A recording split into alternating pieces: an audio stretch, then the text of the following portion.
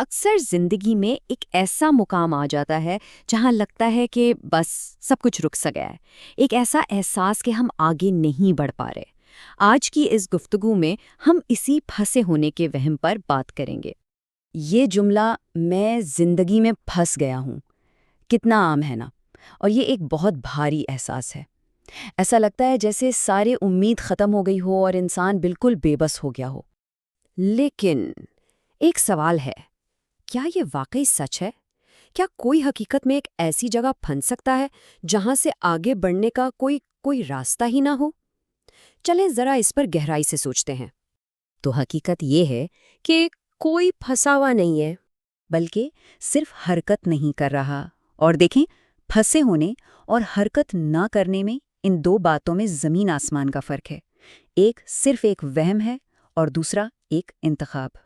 تو پھر سوال یہ پیدا ہوتا ہے کہ آخر ہم ایک جگہ رکے کیوں رہتے ہیں؟ وہ کون سی چیزیں ہیں جو ہمیں آگے بڑھنے سے روکتی ہیں اور یہ پھنسے ہونے کا احساس دلاتی ہیں؟ سب سے پہلی اور شاید سب سے بڑی وجہ ہے ناکامی کا خوف۔ کچھ شروع ہی اس لیے نہیں کیا جاتا کیونکہ یہ ڈر ہوتا ہے کہ اگر کامیاب نہ ہوئے تو کیا ہوگا۔ یہ خوف ہمیں ایک طرح سے مفلوج کر دیتا ہے۔ دوسری وجہ بہترین وقت کا انتظار کرنا۔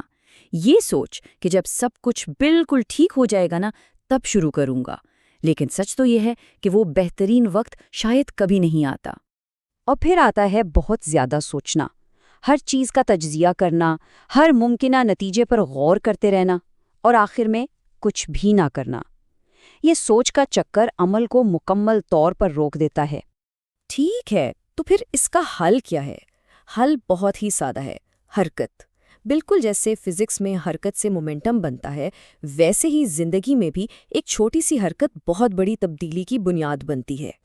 یہ ایک بہت ہی طاقتور سائیکل ہے۔ دیکھیں، جب پہلا قدم اٹھایا جاتا ہے یعنی عمل کیا جاتا ہے تو اس سے توانائی پیدا ہوتی ہے، اسی توانائی سے حوصلہ ملتا ہے اور پھر وہی حوصلہ ہمیں آگے بڑھنے پر مجبور کرتا رہتا ہے۔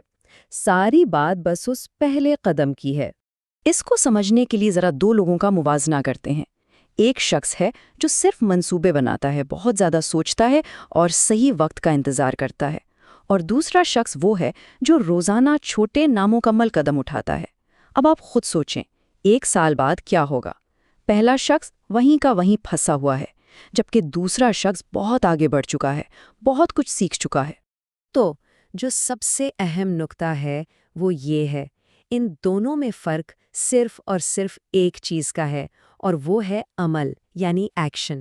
انتظار کرنا اور عمل کرنا، یہ دو راستے ہمیں بالکل مختلف منزلوں تک لے جاتے ہیں۔